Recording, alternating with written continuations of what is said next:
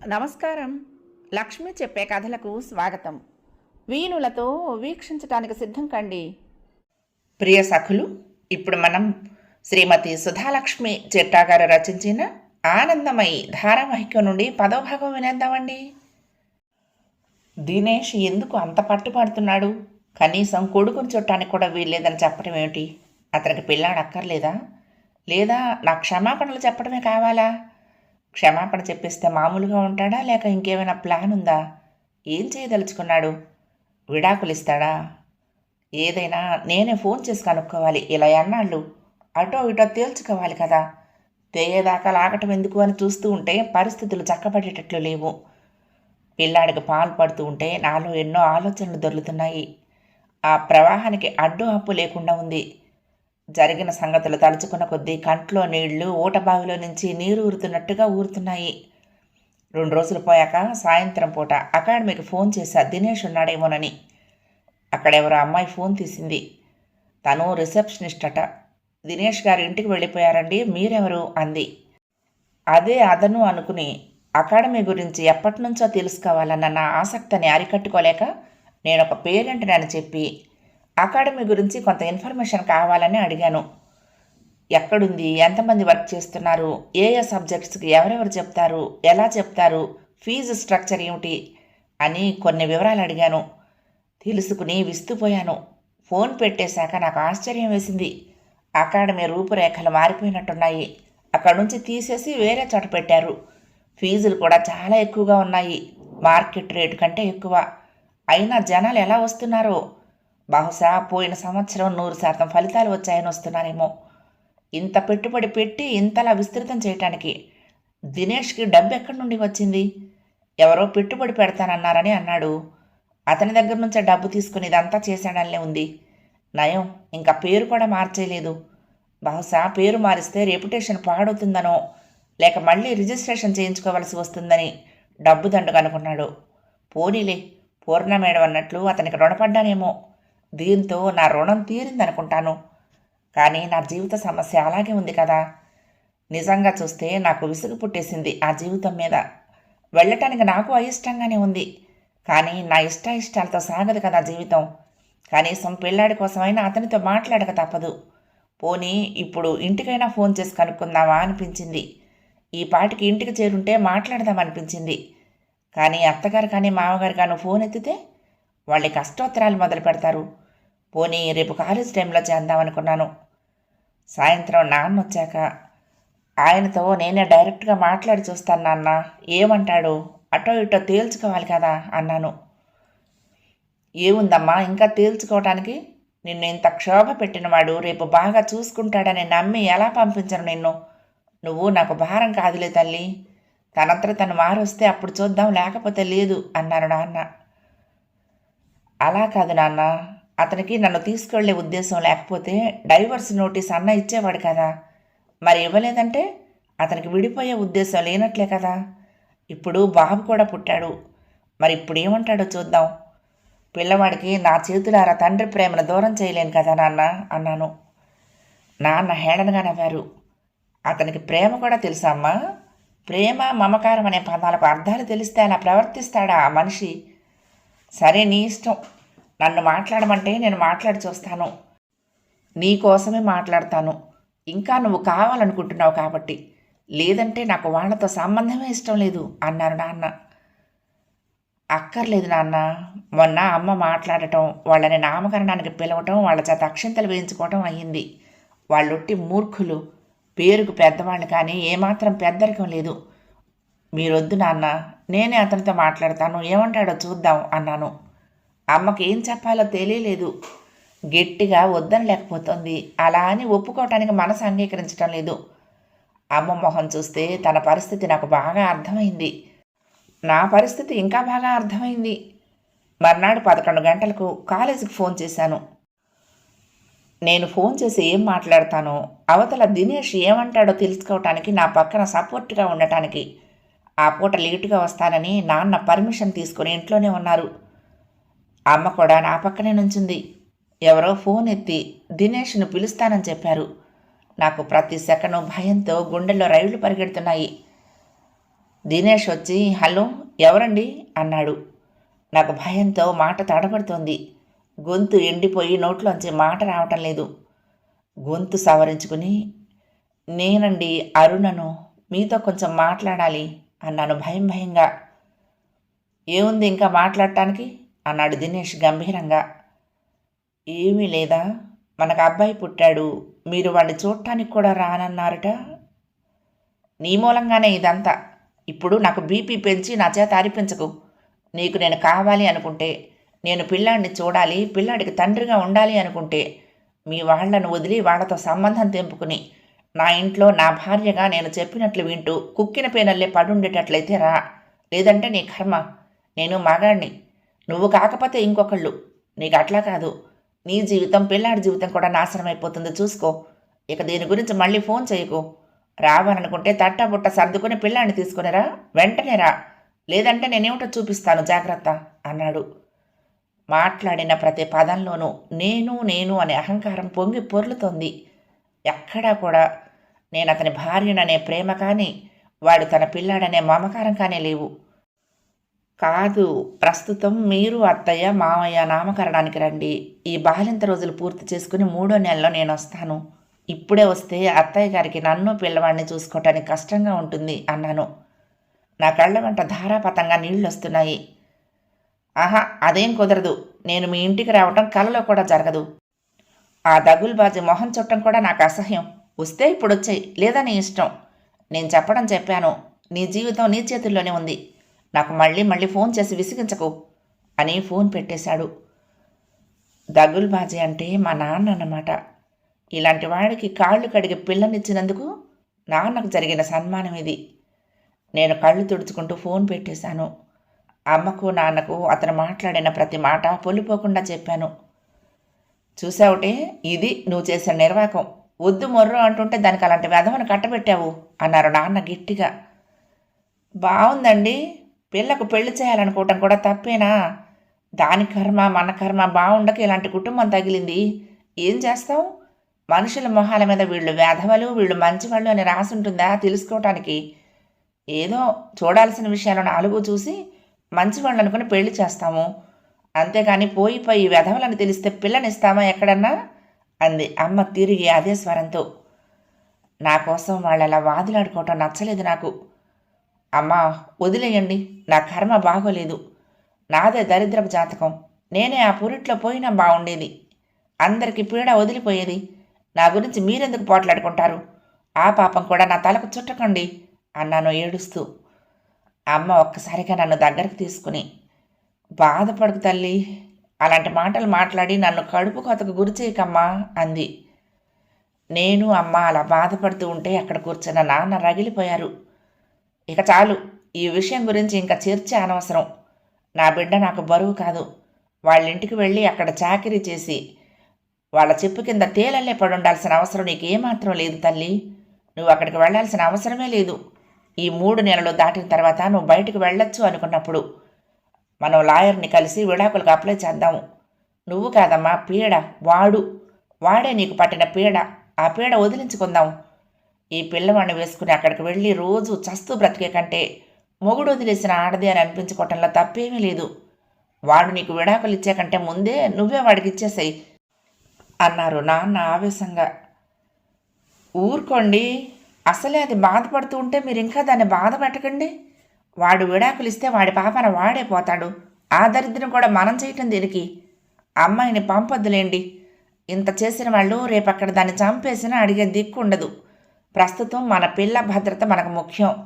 ఇక దాని సుఖం సంతోషం అంటారా? ఎప్పుడైతే వాడికి కట్టామో ఆ రోజే వాటిని కూడా వాళ్ళకి తాకట్టు పెట్టేశాము. ఇక నా కూతురు జీవితంలో సుఖం సంతోషం అన్న మాటలు కల్లా అంది అమ్మ అతను ఆయన అనే సంబోధన పోయి వాడులోకి దిగటం గమనించాను. అది అతను చేసుకున్న స్వయంకృతమే. అల్లుడిని గౌరవంగా దేవుడిలా చూస్తూ ఉంటే తనను తాను దిగదార్చుకునే పనులు చేసి ఆ గౌరవం అంతా పోగొట్టుకున్నాడు. ఆ పూట ముగ్గురికి సరిగ్గా తిండి ఎక్కలేదు. అందరూ వస్తే పిల్లాడికి నామకరణం బాలసారే బాగా ఘనంగా జరుపుదాం అనుకున్నాం. ఇప్పుడు ఇలాంటి పరిస్థితుల్లో ఘనంగా అంటూ ఏం జరుపుతాము? ఏదో చుట్టుపక్కల ఉన్న ఒకళ్ళిద్దరిని, ఇంకా తెలిసిన దగ్గర కుటుంబాల్లోని 2-3 పిలిచి ఏదో అయ్యింది అనిపించాము. పిల్లవాడికి హరీష్ అని పేరు పెట్టాము. అక్కడికి వచ్చిన అమ్మలక్కలందరూ నా గురించి చెవులు కొరుక్కోవటం నేను గమనించాను. కొంచెం బాధ కలిగింది. కొన్ని రోజులు పోయాక ఓ రోజు నాన్న కొన్ని అప్లికేషన్ కాగితాలు తెచ్చారు. అమ్మాయి, నీ ఉద్యోగానికి మళ్ళీ ఇక్కడికి బదిలీ కోసం అప్లై చేసుకో, కాగితాలు పట్టుకొచ్చాను. నువ్వు వాటిని పూర్తి చేసి సంతకం చేస్తే నేనే వెళ్ళి సబ్మిట్ చేసి వస్తాను. నీకు లెక్చరర్గా మంచి పేరు ఉండనే ఉంది. దాంతో కాస్త వెంటపడి చేయిస్తే నీ మెటర్నిటీ లీవ్ అయ్యే లోపల ఇక్కడికి బదిలీ కావచ్చు. అప్పటికి బదిలీ కాకపోయిందా, బొచ్చెడు ప్రైవేటు కాలేజీలు ఉన్నాయి ఇక్కడ. అక్కడ రిజైన్ చేసి పారేసి ఇక్కడెక్కడైనా చేరదు గాని అన్నారు. నాకు అమ్మకు కూడా గుండెల్లో రాయి పడింది. ఇంతవరకు విడిపోదామనే మాటల్లోనే అనుకున్నాం, కానీ ఈ దరఖాస్తు పెట్టుకుంటే అది చేతల్లో చూపించడం అవుతుంది. ఏదైనా ఎవరూ చేయని పని మనం చేయాలంటే గుండె ఎంత బెదురుగా ఉంటుందో. మాకు తెలిసిన వాళ్ళల్లో కానీ, చుట్టాల్లో కానీ, స్నేహితుల్లో కానీ విడాకులు తీసుకున్న వాళ్ళు ఎవరూ లేరు. చట్టపరంగా ఇప్పటికిప్పుడు విడాకులు తీసుకోకపోయినా ఇది ఆ దిశగా వేసే మొట్టమొదటి అడుగవుతుంది. ఓసారి ఆ కాగితాలు చేత్తో పుచ్చుకుని అమ్మ వంక బేలగా చూశాను. అమ్మ భారంగానే సంతకం చేయమన్నట్లు తల ఊపింది. నేను సంతకం చేసి అప్లికేషన్ పూర్తి చేసి నాన్నకిచ్చాను. ఆ తర్వాత రోజు నుంచి నేనుగా లేను. ఎప్పుడో అప్పుడు ఈ మాట దినేష్కు తెలుస్తుంది. అప్పుడేం చేస్తాడో? అప్పుడే నాకు వార్నింగ్ ఇచ్చాడు. నేనేమిటో చూపిస్తానని బెదిరించాడు. నాకు భయంగా ఉంది. ఎప్పుడూ జరిగిన సంగతులు తలుచుకుంటూ బాధపడుతూ భవిష్యత్తు గురించి, పిల్లాడి గురించి దిగులు పడుతూ కూర్చునేదాన్ని. ఇంతలో శారదక్క వాళ్లకు వేరే చోటికి బదిలీ అయింది. అక్క నాకు ధైర్యం చెప్పి వీడ్కోలు చెప్పటానికని వచ్చింది. ఏమిటరుణా, నువ్వు నీ దిగులును ఇప్పుడేం కొమ్మ మునిగిపోయిందని అంత బాధపడుతున్నావు? ఇంతటితో అతని పీడ విరగడైపోయిందని అనుకో. పిల్లాడిని జాగ్రత్తగా పెంచుకో, అంతకంటే ఏం కావాలి నీకు అంది. అది కాదక్క, నా సమస్య నీకు అర్థం కావటం లేదు. పిల్లాడికి తండ్రి నీడ కావాలంటారు. మగపిల్లల్ని తండ్రి సాయం లేకుండా పెంచడం కష్టం అంటారు. ఏ కష్టమో పడి పెంచినా వాడు సరైన వాడు కాకపోతే తండ్రి లేని పెంపకం, అందుకనే జూలాయి వెధవలా తయారయ్యాడని అంటారు. నేను నా కోసం కాదక్క, పిల్లవాడి కోసమైనా అక్కడికి వెళ్ళక తప్పదేమో అనిపిస్తోంది అన్నాను, నా అనుమానం వ్యక్తం చేస్తూ. అన్నిసార్లు వివరించి చెప్పినా నేను మళ్ళీ మొదటికి రావటం చూసి అక్కకు విసుగొచ్చినట్లుంది. చూడరునా, నీ దగ్గర ఇప్పుడున్నవి రెండే దారులు. ఒకటి పిల్లాడి కోసం వెళ్తావో, లేదా నీ కోసం వెళ్తావో. వెళ్ళి నయానో భయానో అతని దారిలోకి తీసుకొచ్చి ఓర్పు, సహనం, లౌక్యం ఉపయోగించి మెల్లిగా పగ్గాలు నీ చేతిలోకి తీసుకోవటం, అతని బలహీనతలను కనిపెట్టి వాటి ద్వారా అతన్ని నీ చేతిలో కీలుబొమ్మలా ఆడించటం. లేదా నువ్వెంత, నువ్వు కట్టిన తాళ్ళెంత అని అది పీకి వాడి మొహాన కొట్టి నిర్భయంగా నీ అంతటి నువ్వు బ్రతకటం. రెండిట్లోనూ సమస్యలుంటాయి, బాధలుంటాయి. వాటిని ఎదుర్కోవటానికి సిద్ధంగా ఉండాలి. ముఖ్యంగా ఈనాటి సమాజంలో ఏ వ్యక్తిని నమ్మకూడదు. అది నీ భర్తే కానీ, కన్నవాళ్లే కానీ, తోబుట్టివే కానీ, కడుపున పుట్టిన బిడ్డలే కానీ నమ్మినట్లు నటించాలి. దాన్నే లౌక్యం అంటారు. ఏ మగాడికైనా అహంకారం సహజం. వాడు చెప్పింది కాదు అంటే సరైన కోపం వచ్చేస్తుంది. అందుకని అది సరే అనో, అలాగే కానీ అనో అని వాళ్ళ దారిలో నడిచినట్లే 2 అడుగులు నడిచి వాళ్లకు కూడా తెలియనంత తెలివిగా 3వ అడుగు నీ వైపుకు వేయించాలి. లేదా నా బ్రతుకు నా ఇష్టం అన్నట్లు నీ బాటలో నువ్వు వెళ్ళాలి. చదువుకున్న దానివి నువ్వు, తెలివైన దానివి, పైగా ఉద్యోగం చేస్తున్న దానివి. ఏదో దారిలో భయపడకుండా జీవనం సాగించాలి. కానీ ఇలా బేలగా అబలగా ఎవరైనా ఉంటారా? నీకంటే చదువుకునే వాళ్ళు నయం కాదు. ఇలా ఓ సమస్య ఉంటే వాళ్ళు ఆ రోజే సరాసరి పోలీస్ స్టేషన్కి వెళ్ళి ఒంటి మీద దెబ్బలు చూపించి అతని మీద కేసు పెట్టి బొక్కలు తోయించేవాళ్ళు. నీలాగా ఏడుస్తూ కూర్చునేవాళ్ళు కాదు. నేను చెప్పాల్సింది చెప్పాను, తర్వాత నీ ఇష్టం. నువ్వు ఇలా కూర్చుంటే అటు అమ్మా నాన్నకి నీకు కూడా మిగిలేది బాధ, కష్టమే తప్ప ప్రయోజనం లేదు. మేము అక్కడికి చేరగానే అడ్రస్ చెప్తూ ఉత్తరం రాస్తాను. నువ్వు నాకు రాస్తూ ఉండు, సరేనా? ధైర్యంగా ఉండు అంది. పిన్నిగారు, ఇలా ఎలా పెంచారండి? బొత్తిగా లౌక్యం తెలియదు పిల్లకి. ఇలా ఉంటే ఎలా నెగ్గుకొస్తుంది చెప్పండి అంది అమ్మతో నాకు వినపడకుండా ఉండాలని మెల్లగా. అమ్మ కూడా అంతే మెల్లగా. ఏం చెప్పనమ్మా, నాకు ఇదే బెంగ. ఇవాళ రేపు ఆడపిల్లలు ఎలా ఉన్నారు? ఇలా అందిస్తే అలా అల్లుకుపోయేట్టున్నారు. 3వ రోజే మొగుడిని కొంగు కట్టేసుకుంటారు. నా కర్మ ఇది ఇలా తయారైంది, ఏం చేస్తావు అంది అమ్మ నుదురు కొట్టుకుంటూ. రోజులు గడుస్తున్నాయి. వస్తే వెంటనే రమ్మన్న దినేష్ మళ్ళీ రాలేదేమని కూడా అడగలేదు. కనీసం బాబు ఎలా ఉన్నాడనన్నా ఫోన్ చేసి కనుక్కోలేదు. అది నాకు చాలా బాధగానూ కోపంగానూ ఉంది. పసిగుడ్డు, వాడేం చేశాడని అంత కోపం అతనికి అనిపించింది. నాన్న నా ట్రాన్స్ఫర్ కోసం తెగ తిరుగుతున్నారు. నా మెటర్నిటీ లీవ్ అయ్యే లోపల ఆర్డర్ తెప్పించాలని ఆయన పట్టుదల. తిరిగి తిరిగి సాయంత్రం వచ్చేసరికి నా ముఖం చూసి ఆయన బెంగపడుతున్నారు. ఇదంతా తన తప్పుడు నిర్ణయం వల్లే జరిగిందని బాధపడుతూ ఉంటారు. నేనెంత చెప్పినా వినిపించుకోరు. ఒకరోజు నాన్న ఇంట్లోనే కళ్ళు తిరిగి పడిపోయారు. వెంటనే హాస్పిటల్కి తీసుకువెళ్లారు మురళి అమ్మ. ఆయనకు బీపీ అని, జీవితాంతం బీపీ టాబ్లెట్స్ వాడాలని చెప్పారు. ఆయన జీవన విధానంలో మార్పులు రావాలని, కొద్దిగా నడకో వ్యాయామము అవసరమని చెప్పారు. 1 గంట అబ్జర్వేషన్లో ఉంచి ఆ తర్వాత ఇంటికి పంపించారు. ఉన్నదుండగా ఉపరి ఇదేమిట్రా దేవుడా అని అమ్మ బాధపడుతోంది. దృఢంగా తలెత్తుకుని తిరిగే నాన్నకి నా మూలంగా తలవంపులు వచ్చాయని, ఆరోగ్యం పాడవుతోందని నాకు బెంగగా ఉంది. కానీ ప్రస్తుతంలో చేయగలిగింది ఏమీ లేదు. అంత బాధలోనూ మా అందరికీ ఊరట కలిగించేది నా కన్నయ్యే. వాడి చిలిపి చూపులతోటి అందరినీ ఆకర్షిస్తున్నాడు. అమ్మ నాన్న అయితే వాడిని ఒక్క క్షణం కూడా వదిలిపెట్టరు. అమ్మ పొద్దున్నే గబగబా వంట టిఫిన్ పూర్తి చేసి నాన్నకి మురళికి బాక్సులు కట్టిస్తుంది. వాళ్ళు వెళ్ళాక ఇక మిగిలిన సమయం అంతా పిల్లాడికి కేటాయిస్తుంది. వాడి ఒంటికి ఆముదం రాచి ఎండ తగిలేటట్లు ఆరుబయట వాడిని ఒళ్ళో పెట్టుకుని 1 గంట సేపు కూర్చుంటుంది. తర్వాత వాడి స్నానం, వాడి బట్టలు ఉతకటం, వాడి లంగోటీలు మార్చటం ఇదే పని అమ్మకు. ఆ తర్వాత ఇంటి పని, నా పథ్యం, నా ఆరోగ్యం ఇదే సరిపోయేది. పని మనిషి, వంట మనిషి సాయం లేకుండానే అమ్మ అన్ని పనులు చక్కబెట్టేది. అది చూసినప్పుడల్లా నాకు దినేష్ మాట పట్టుకుని అప్పుడే అత్తారింటికి వెళ్ళుంటే నేనెంత కష్టపడేదాన్ని అనిపిస్తుంది. అమ్మ చేసే పనులన్నీ అత్తగారు చేసేదా? ఖచ్చితంగా చేయదు. అవన్నీ నేనే చేసుకోవాల్సి వచ్చేది. ఏదైనా అమ్మ అమ్మే, అత్త అత్తే. భూమికి ఆకాశానికి ఉన్నంత తేడా. ఏం చేసి అమ్మ రుణం తీర్చుకోగలను అనిపిస్తుంది నాకు. పిల్లవాడు అలసట లేకుండా నిరంతరం కాళ్ళు చేతులు ఆడిస్తూ తనను చూసిన వాళ్లను రెప్పార్పకుండా చూడటం, వాళ్ళు ఎటువైపు వెళ్తే అటువైపు తల తిప్పి చూడటం, ఎవరు పలకరించినా ఊ అంటూ పలకరించటం ముద్దుగా ఉంది. మురళి తర్వాత మళ్ళీ వీడే కదా ఇంట్లో చిన్నపిల్లాడు. అందుకని అందరికీ ముద్దు. ఆ ముద్దు మురిపాలను పోగొట్టుకున్న దినేష్ ఎంత దౌర్భాగ్యుడు అనిపిస్తూ ఉంటుంది. ఆ విషయం తలుచుకున్నప్పుడల్లా నేను దినేష్ పుట్టే పిల్లల గురించి మాట్లాడుకున్న మాటలు కన్న కళ్ళు గుర్తొస్తూ ఉంటాయి. ప్రాంతాల కోసం సొంత కొడుకును కూడా కాదనుకునే తండ్రులు ఉంటారా ఎక్కడన్నా? మృగాలు సైతం తన పిల్లల్ని ఎంతో ప్రేమగా చూసుకుంటాయి. అలాంటిది దినేష్ ఎలాంటి మనిషి? ఎంత వద్దనుకున్నా నాకు ఆలోచనలు వదలటం లేదు. రోజులు గడుస్తున్నాయి. పిల్లాడికి 2 నెలలు దాటినా దినేష్ నుండి ఫోన్ రాలేదు. నాన్న నిరంతర కృషి వల్ల విజయవాడకు ట్రాన్స్ఫర్ అయింది నాకు. అది కూడా నేను మొట్టమొదటి చేసిన కాలేజీలోనే వచ్చింది. చాలా సంతోషం అనిపించింది. దానికి తోడు నేను ఇంటి దగ్గర ట్యూషన్లు కూడా మళ్ళీ మొదలుపెట్టాను. నెల దాటిన తర్వాత నేను కాలేజీలో జాబ్లో జాయిన్ అయ్యాను. కన్నయ్యను వదిలి ఎలా వెళ్ళటమా అని బెంగగా అనిపించింది.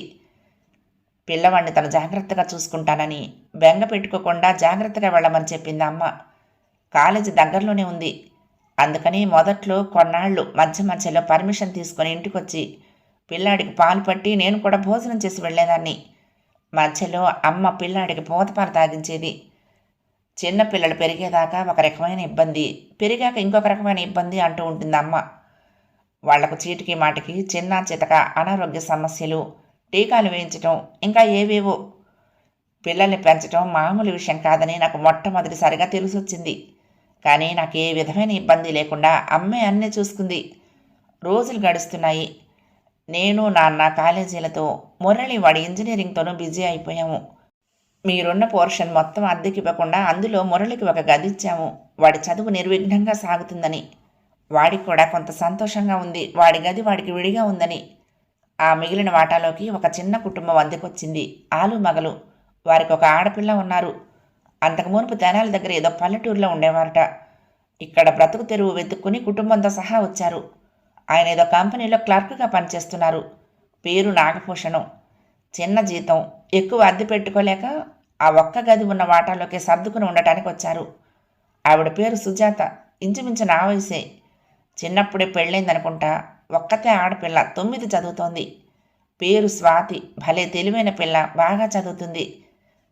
కాలేజీలు మొదలైనా, నా మెటర్నిటీ లీవ్ అయిపోయినా, ఇంకా నేను అత్తారింటికి రాకపోయేసరికి దినేష్కి అనుమానం వచ్చిందల్లే ఉంది. దాంతో ఆరా తీసినట్లున్నాడు. ఓ రోజు నేను కాలేజీ నుండి మధ్యాహ్నం వచ్చేసరికి అమ్మ కళ్ళ నీళ్లు పెట్టుకుంటూ కనిపించింది. నాకు కంగారు పుట్టి ఏమైందని అడిగాను. ఏమి లేదులే, ముందు నువ్వు పిల్లాడికి పాలు పట్టి భోజనం చెయ్యి అంది అమ్మ కళ్ళు తుడుచుకుని. నేను కాళ్ళు చేతులు కడుక్కుని వచ్చి అమ్మను విషయం చెప్పమని ఎగదీశాను. ఏముంది, మీ ఆయన అత్తగారు ఫోన్ చేసి మాట్లాడారు. ఏమన్నారమ్మా? వాళ్ళేదో అనబట్టే అమ్మ అలా ఏడ్చిందని నా నమ్మకం. నీ గురించే గొడవ పెట్టుకోవటానికి ఫోన్ చేసినట్టున్నారు. నీ మెటర్నిటీ లీవ్ అయిపోయాక కూడా రాకుండా ఎక్కడికి పోతావులే అనుకున్నట్టున్నాడు మీ ఆయన. ఇలా ట్రాన్స్ఫర్ పెట్టుకుంటావని, ఇంత తొందరగా ట్రాన్స్ఫర్ వస్తుందని అనుకోలేదనిలే ఉంది. ఉద్యోగం కోసమైనా తప్పకుండా వస్తావని ధీమాగా ఉన్నట్టున్నాడు. నువ్వెంతకీ రాకపోయేసరికి నీ కోసం ఆరా తీసాడల్లే ఉంది. అప్పుడు విషయాలన్నీ తెలిసినట్లున్నాయి. అందుకని నీ మీద విరుచుకు పట్టడానికి ఫోన్ చేశాడు. నువ్వు ఇంట్లో ఉండవని అనుకోలేదేమో. నువ్వు కాలేజీకి వెళ్ళావని నేను చెప్పగానే అమ్మ అలి బూతులన్నీ తిట్టి, నాకు నాన్నకు బుద్ధి సిగ్గు లేవని, కూతుర్ని ఇంట్లోనే పెట్టుకుని తన సొమ్మంతా దోచుకుంటున్నారని అన్నాడు. మీ అత్తగారు వంత పాడుతూ, నువ్వు అసలు ఆడదానివేనా, కూతురు కాపురం పాడు చేస్తావా అని నానా తిట్లు తిట్టింది. అబ్బబ్బబ్బా, అది నోరా పాకి దొడ్డా? వాళ్ళన్న మాటలు నా నోటితో చెప్పలేను, అంత దారుణంగా ఉన్నాయి. అతను అలా నోరు ఖాళీ చేసుకుంటాడని నేను కళ్ళలో కూడా ఊహించలేదమ్మా. ఓ చిన్నతరం పెద్దంతరం లేదు, ఓ మంచి చెడు లేదు. తన తల్లి లాంటి దాన్నే కదా నేను కూడా. ఆ మాట ఎక్కడా ఏ కోసానా అతనికి లేదు. ఇలాంటి వాడని కళ్ళలో కూడా అనుకోలేదమ్మా. అతను మొదట్లో మన ఇంటికి వచ్చినప్పుడు ఇలా లేడు.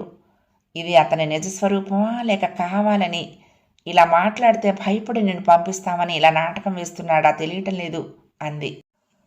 అమ్మ ఇంకా అతని నిజస్వరూపం తెలుసుకోలేకపోవటం నాకు హాస్యాస్పదంగా అనిపించింది. ఎడారిలో నీరు దొరకటం ఎంత అసాధ్యమో, ఇలాంటి వాడిలో ఇంకా మంచితనం ఉండటం కూడా అంతే అసాధ్యం. ఏదైనా ఉంటే నాతో మాట్లాడాలి. గొడవ తనకు అతనికి మధ్య, కానీ పెద్దది తల్లి, తనకు తల్లి లాంటిది. పైగా తన గొడవలకు అమ్మకు ఏం సంబంధం ఉంది? ఆవిడ ఏనాడు అతన్ని పల్లెత్తు మాట జారలేదు. అల్లుడినెప్పుడూ దేవుడన్నట్లే చూసింది. అతను వచ్చినప్పుడల్లా ఒళ్ళు విరుచుకుని బోళ్ళుడు పదార్థాలు పిండి వంటలు చేసి తినిపించేది. అలాంటి మనిషిని పట్టుకుని నోటికొచ్చినట్టు మాట్లాడటానికి ఎంత ధైర్యం! అమ్మ కన్నీళ్లు పెట్టుకోవటం, దానికి కారణం దినేష్ కావటం చూసి పట్టరాని కోపం వచ్చింది. చూస్తూ ఊరుకుంటూ ఉంటే మేస్తూ పోయిందని, ఎక్కడికక్కడ పోనీ పోనీ అని ఊరుకుంటూ ఉంటే అతని అరాచకానికి అంతం లేకుండా పోయింది. నన్ను తిట్టినా కొట్టినా ఊరుకున్నాను. నాన్నను అవమానించి ఆయన ముందే నన్ను కొట్టినా అప్పటి పరిస్థితుల్లో నోరు మెదపలేకపోయాను. పిల్లాడు పుట్టినప్పుడు కూడా పిచ్చపిచ్చగా వాగితే కూడా తట్టుకున్నాను. నన్ను బాబును కంటికి రెప్పలా చూసుకుంటున్న అమ్మను పట్టుకుని నానా మాటలు అంటానికి అసలు నూనెలా వచ్చింది ఆ మనిషికి. శారదక్క చెప్పినట్లు ఇలాంటి వాళ్లకు అప్పుడే బుద్ధి చెప్పాల్సింది. ఆ వేళ వెళ్ళి పోలీస్ కంప్లైంట్ ఇవ్వాల్సింది, ఊచలు లెక్క పెట్టించాల్సింది. కనీసం ఆ దిశగా ఒక వార్నింగ్ అయినా ఇచ్చి ఉండాల్సింది అనిపించింది. ఎంతసేపు అయిందమ్మా వాళ్ళు ఫోన్ చేసి అడిగాను. ఇదిగో ఇప్పుడే వాళ్ళు అలా ఫోన్ పెట్టేశారు, ఇలా నువ్వు వచ్చావు లోపలికి. ఏడవని వాళ్ళ కర్మకు వాళ్లే పోతారులే, నువ్వు పద అన్నం తిందువు గాని అంది అమ్మ. ఇంతలో పిల్లాడు పాలు తాగి పడుకున్నాడు. అమ్మ వాడిని తీసుకెళ్ళి పడుకోబెట్టి నాకు అన్నం పెడుతూ ఉండు, నేను వస్తాను అన్నాను. అమ్మ నా ఒళ్ళో నుంచి బాబును మెల్లగా తీసుకుని భుజాన వేసుకుని గదిలోకి వెళ్ళింది. హాల్లో ఉన్న ఫోన్ తీసి డయల్ చేశాను. దినేష్ ఫోన్ తీశాడు. అతని ఇంట్లో ఉంటాడని తెలిసే చేశాను. హలో అన్నాడు అతను. నేను ఉపోద్ఘాతం ఏమీ లేకుండా, మీ ఇష్టం వచ్చినట్లు ఎప్పుడు పడితే అప్పుడు ఎవరిని పడితే వాళ్ళను తీడుతూ అవమానిస్తూ ఉంటే పడుంటామని అనుకుంటున్నారేమో. మేమేమీ మీ మోచేతి కింద నీళ్లు తాగటం లేదు. నన్ను వద్దనుకున్నాక ఇంకా ఎందుకు మా వాళ్ల మీద మీకు అంత దాష్టీకం? కట్టుకున్న పెళ్ళాం అక్కర్లేదు, కడుపును పుట్టిన కొడుకు అక్కర్లేదు. పశుపక్షాదులకు కూడా కన్న కడుపు తీపి ఉంటుంది. మీరు వాటికంటే హీనం. వద్దని వదులుకున్నప్పుడు ఇంకా మమ్మల్ని ఏమని ఫోన్ చేసి బెదిరిస్తారు? ఇంకోసారి మా గురించి పిచ్చి పిచ్చిగా మాట్లాడినా అమ్మను నాన్నను ఒక్క మాట అన్నా ఊరికినేది లేదు. మీ అందరి మీద నన్ను గృహహింసకు గురి చేశారని కేసు పెట్టి అందరినీ లోపల వేయించగలను, జాగ్రత్త ఏమనుకుంటున్నారు అని ఫోన్ పెట్టేశాను ఇంకొక మాటకు తావివ్వకుండా. నాలో ఇంత ధైర్యం ఎలా వచ్చిందో నాకే అర్థం కాలేదు. ఫోన్ పెట్టేసి గట్టిగా ఊపిరి పీల్చుకున్నాను. నా గుండె చప్పుడు నాకే వినపడేంత గట్టిగా కొట్టుకుంటోంది. నాకు గట్టిగా ఏడవాలనిపించింది. మోచెయ్యి తలకు అడ్డం పెట్టుకుని సోఫాలో అలాగే కూలబడిపోయాను. అమ్మ బాబుని పడుకోబెట్టొచ్చి నన్ను చూసి నిర్ఘాంతపోయింది. ఎవరే అది, అల్లుడేనా అంది. అల్లుడట అనుకున్నాను. ఏమిటే ఆ మొండి ధైర్యం? అసలే వాళ్ళు రాక్షసి మోక. వాళ్లతో ఎందుకమ్మా నీకు? నేను చెప్పా కదే, వాళ్ళ పాపన వాళ్లే పోతారని. ఫోన్ చేసి మరీ దారైపోయే పెద్దమ్మ నా నెత్తి మీదుగా రమ్మని కోరి కోరి వాళ్లతో పెట్టుకున్నావు. ఆ దరిద్రులు ఏం చేస్తారో ఏమో కంగారు పడిపోతూ అంది అమ్మ. అమ్మ, పిల్లిని కూడా గదిలో పెట్టి కొడితే పులిలా మారుతుందని అంటారు. అలాంటిది నేను మనిషినమ్మా, ఎన్నాళ్ళని ఓర్చుకోను. నా సహనానికి కూడా ఓ హద్దంటూ ఉంది. పెద్దదానివని, తన తల్లి లాంటి దానివని చూడకుండా నిన్ను పట్టుకుని అమ్మ ఆలి బూతులన్నీ తిడితే ఎలా ఊరుకుంటాను? చేసిందంతా చేసేశారు, ఇంకా ఏం చేస్తారమ్మా? నిండా మునిగిన వాడికి చలే ఉంటుంది. ఏం చేస్తారో చేసుకొని అన్నాను లేని ధైర్యం తెచ్చుకుంటూ. అయినా అమ్మ భయపడుతూనే ఏదో గొణుకుతూ వెళ్ళిపోయింది. నాలో ఏదో చెప్పలేని తెగింపు వచ్చేసింది. బహుశా ఎంతో కాలంగా పడి పడి ఇక తట్టుకోలేక వచ్చిన తెగింపే కాబోలది. ఏం చేసినా ఎదుర్కోవడానికి సిద్ధంగా ఉన్నాను నేను. అనుకున్నట్టుగా వెంటనే కానీ తర్వాత రోజుల్లో కానీ దినేష్ నుంచి ఎటువంటి ఫోన్ కాల్స్ రాలేదు. రోజులు ప్రశాంతంగా జరుగుతున్నాయి. పిల్లవాడి ఎదుగుదల, వాడి ఆరోగ్యం చూసుకుంటూ నా ఉద్యోగం చేసుకుంటూ కాలం గడుపుకొస్తున్నాను. ఈ ప్రశాంతత తుఫాను ముందరి ప్రశాంతత ఏమోనని చాలాసార్లు అనిపించినా ఇప్పుడు భయం వేయటం లేదు నాకు. తొందరలోనే అందరికీ నా భర్త చేత వదిలివేయబడ్డ ఆడదానిగా గుర్తింపు పొందాను. ముందర చాటుమాటుగా నా గురించి అనుకునేవాళ్ళు తర్వాత నా ముందే ఏదో మాట వరుసకు అన్నట్టుగా మీ అత్తగారు వాళ్ళు బాగున్నారా అనో, ఏమ్మా ఎప్పుడు వస్తున్నాడు మీ ఆయననో అంటూ ఉండేవాళ్ళు. నేను చిరునవ్వు ఒకటి నవ్వి తగిన సమాధానం ఏదో చెప్పి తప్పించుకునేదాన్ని. చుట్టాల్లో అయితే ఏమిటి విశాల, ఏదో ఒకటి రాజీ చేసుకునే ఆడపిల్లను కాపురానికి పంపించాలి కానీ ఎన్నాళ్ళు ఇలా ఇంట్లోనే అట్టి పెట్టుకుంటావు చెప్పు అని నేరుగా అడిగేవాళ్ళు. అమ్మ ఇది సంగతి అని చెప్పినా ఏం చేస్తాం చెప్పు. ఆడవాళ్ళ బ్రతుకులు అంతే, కష్టమో సుఖమో ఆడదానికి భర్త నీడన కాలం వెళ్ళదీయాల్సిందే. వేరే గత్యంతరం ఏముంటుంది చెప్పు. దాని కర్మ అంతే అని సరిపెట్టుకోవాలి అనేవాళ్ళు. నాన్న విని విని ఓ రోజు విరుచుకుపడ్డారు వాళ్ళ మీద. మీ అమ్మాయి ఆ పరిస్థితుల్లో ఉంటే మీకు తెలుస్తుంది, నా పిల్లని అక్కడికి పంపించి చంపుకోమంటారా అని గట్టిగా అడిగారు. దాంతో చుట్టాల రాకపోకలు తగ్గాయి. ఆఖరికి అన్నీ తెలిసిన రాజ్యం అత్తయ్య కూడా అలాగే మాట్లాడేసరికి అమ్మకి నాన్నకు కూడా బాధ అనిపించింది. బయట ముఖం చూపించడానికే నాన్న వెనకాడేవారు. ఎవరు మాట్లాడినా ఈ విషయం గురించే మాట్లాడతారేమోనని బయట వాళ్ళతో మాట్లాడటం కూడా తగ్గించారు. అమ్మ కూడా బయటకు పేరంటాలకు కానీ పెళ్ళిళ్ళకు కానీ వెళ్ళటం మానేసింది. వెళ్తే అక్కడ కనపడ్డ వాళ్ళకు సమాధానాలు చెప్పుకోవలసి వస్తుందని. నేను వాటన్నింటికీ అతీతమైన మనస్థితిని అలవరుచుకున్నాను. నేను ఎక్కడికి వెళ్ళను, నన్నెవరూ పిలవరు కూడా. కాలేజీ, ఇల్లు, ఆ తర్వాత నా బాబు, ఇదే నా లోకం. కానీ అమ్మా నాన్నల పరిస్థితి చూస్తే బాధాకరంగా ఉంది. తప్పు ఒకళ్ళు చేస్తే శిక్ష ఒకళ్ళకా? ఇదేం న్యాయం? మమ్మల్ని ఇన్ని ప్రశ్నలేసి కుళ్ళబొడిచే సమాజం వాళ్ళకేమీ చెప్పదా? నీ పెళ్ళాన్ని కొడుకును ఎప్పుడు తెచ్చుకుంటావయ్యా అని అడగదా? నీ వల్లే, నీ ప్రవర్తన వల్లే నీ భార్య ఇల్లు వదిలేసింది. అది మార్చుకుని ఆమెను పిల్లాన్ని తీసుకొచ్చి బుద్ధిగా కాపురం చెయ్యని దినేష్కి కోడళ్ళు తీసుకురండి, జాగ్రత్తగా చూసుకోండి అని వాళ్లకు చెప్పదా? ఆ రోజు అందరి ముందే చూలింతనని కూడా చూడకుండా కొట్టి వెళ్ళగొట్టాడు. ఆ చూసిన వాళ్ళందరికీ కళ్ళు పోయాయా? వాళ్ళెవ్వరూ అతనికి చెప్పరా? ఈ సమాజం తీరే ఇంత. పోనీ ఈ వాతావరణం నుంచి ఎక్కడికైనా వెళ్ళిపోదామంటే ఎక్కడికైనా పోగలం? నాన్నకి ఇంకా 6 నెలల సర్వీస్ ఉంది. మురళికి ఇంకా 3 ఏళ్ల చదువు ఉంది. నా ఉద్యోగం మొన్ననే ఇక్కడికి బదిలీ చేశారు. సంవత్సరం కూడా కాకుండా మళ్ళీ బదిలీ చేయమంటే చెయ్యరు. నాకు దొరికిన సమాధానం వల్ల దున్నపోతు మీద వర్షం పడినట్లు మాట్లాడకుండా, ఎవరికి సమాధానాలు చెప్పకుండా, కిమ్మనకుండా ఉండటమే. జరిగేది జరగని అనుకోవటమే, ఏది పట్టించుకోకుండా ఉండటమే. ఓ రోజు సాయంత్రం స్వాతి నా దగ్గరకు వచ్చి, అక్క నాకు కూడా కొంచెం మ్యాథ్స్ చెప్తావా, నేను లెక్కల్లో కొంచెం వీక్ అంది. నాకు తెలుసు వాళ్ళు నాకు ఫీజు ఇవ్వలేరని. వాళ్ళ అమ్మ నాన్న వచ్చి అడిగితే ఫీజు అడుగుతానేమోనని ఆ అమ్మాయి వచ్చి అడిగింది. పోనీలే, ఒక్క పిల్లకు ఉచితంగా చెప్తే తప్పులేదులే అనుకున్నాను. కానీ వాళ్ళ తల్లిదండ్రుల ప్రమేయం లేకుండా తనే తెలివిగా మేనేజ్ చేసిందని నవ్వొచ్చింది. వాళ్ళ అమ్మ కూడా అలాగే తెలివితేటలు కలది. ఏదైనా అవసరం ఉన్నప్పుడు అమ్మను కాకాపెట్టి పంచదారని, కాఫీ పొడని లేదా ఏదో పప్పో ఉప్పో అప్పు తీసుకెళ్తూ ఉంటుంది. మళ్ళీ జీతం రాగానే ఇచ్చేస్తానండి అంటుంది. కానీ ఆ రోజు ఎప్పుడూ రాదు. నాగభూషణం గారు కూడా నాన్నకు ఒక్కోసారి అద్దె బకాయి పెడుతూ ఉంటాడు. అడిగితే ఎప్పటికో నెల మధ్యలోనో చివరిలోనో ఇస్తాడు. పోనీలే, పేద కుటుంబం అని అందరం ఊరుకుంటాము. ఆ సంవత్సరం మురళి కొన్ని సబ్జెక్టుల్లో తప్పాడు. నాన్న చాలా కోప్పడ్డాడు. నేను కేకలేశాను.